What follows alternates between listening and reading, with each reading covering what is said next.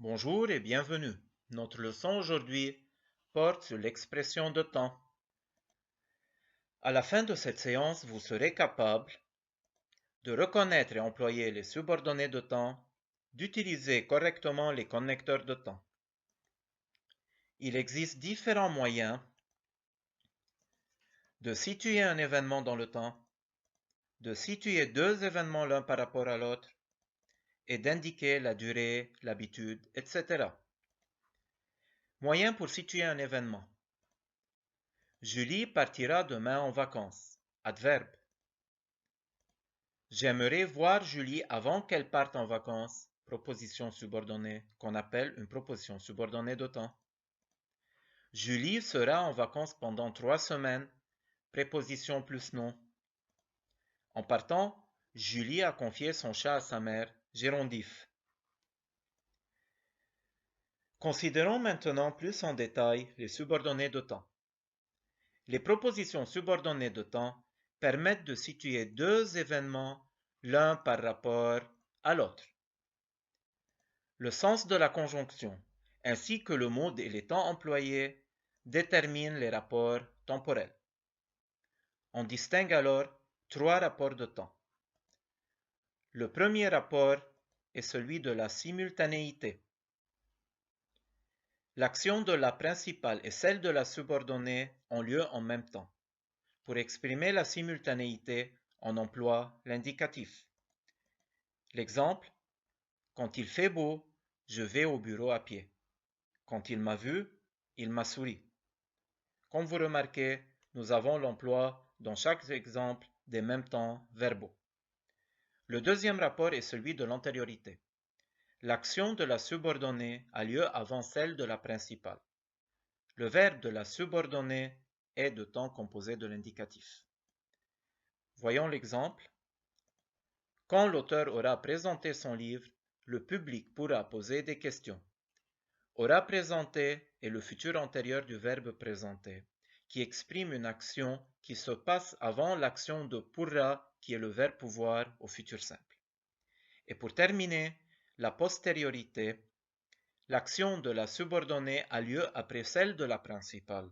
On emploie alors le subjonctif. Exemple, le garagiste va vérifier l'état de la voiture avant que nous partions en vacances. Considérons maintenant certaines particularités d'emploi des subordonnées de temps. Premièrement, comme il s'agit des subordonnées de temps, il faut surtout faire attention à l'emploi des différents temps dans ces subordonnées.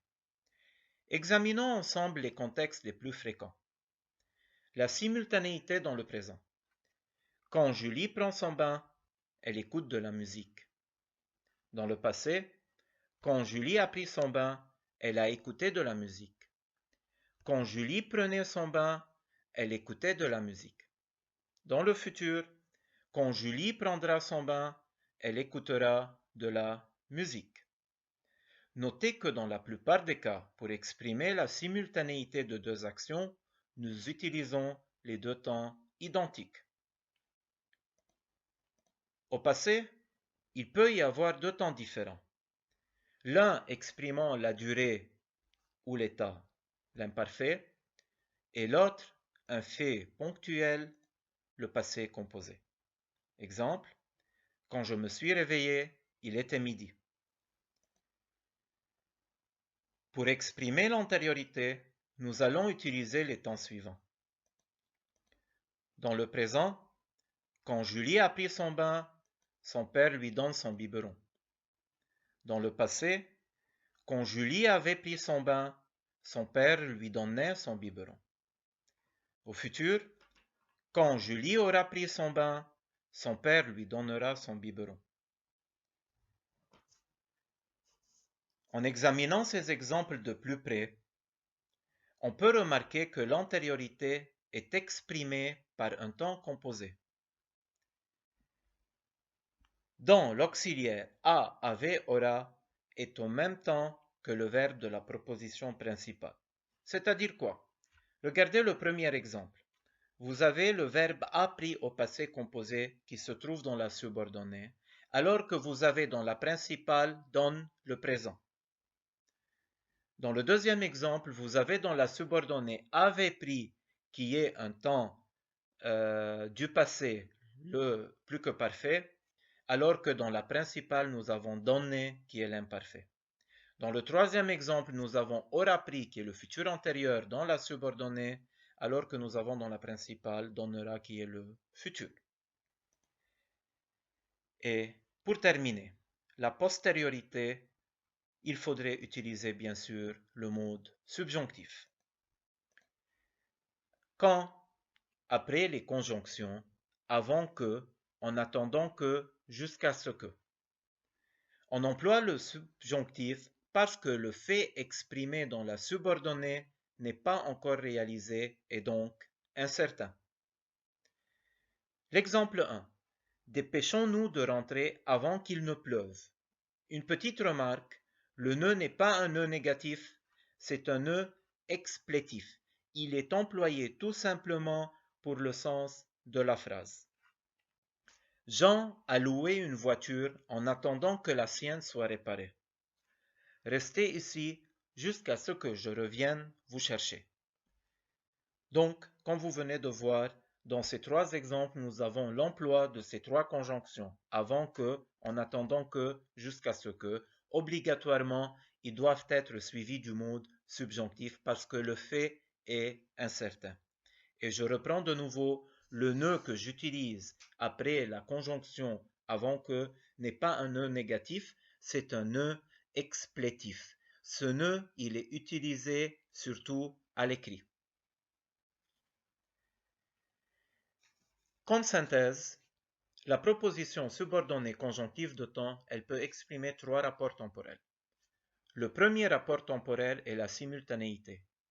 Il est introduit par les conjonctions, tandis que, pendant que, au moment où, au fur et à mesure que, en même temps que, lorsque, quand, qui sont suivis du mode indicatif. Exemple, au moment où il sortait, un chien s'apprêtait à l'attaquer. L'action de sortir et l'action de s'apprêter à attaquer se passent en même temps. Deuxièmement, l'antériorité, qui est introduite par avant que, jusqu'à ce que, en attendant que, et comme nous avons dit, suivi du mode subjonctif. Par exemple, je resterai près de toi jusqu'à ce que tu te rétablisses. L'action de rester se passe avant l'action de se rétablir. Et moment temporel, la postériorité, qui est introduit par après que, dès que, aussitôt que, une fois que, depuis, sitôt que, suivi du mode indicatif. Par exemple, il se couche après qu'il a appris ses leçons. Comme vous remarquez, l'action de se coucher se passe après l'action d'apprendre. Et voici un petit tableau récapitulatif concernant la postériorité. Quand le verbe de la principale il est au futur simple, le verbe de la subordonnée au futur antérieur. Quand le verbe de la principale est au passé simple, dans la subordonnée, il sera au passé antérieur. L'imparfait dans la principale, le plus que parfait dans la subordonnée, le présent dans la principale et le passé composé dans la subordonnée. Et, bien sûr, vous devez vous référer à vos livres à la page 146-147, surtout la page 146, pour relire la règle. Et pour plus de questions, bien sûr, vous pouvez me demander et bien sûr, je vais vous répondre. Merci et à bientôt. Étudiez bien.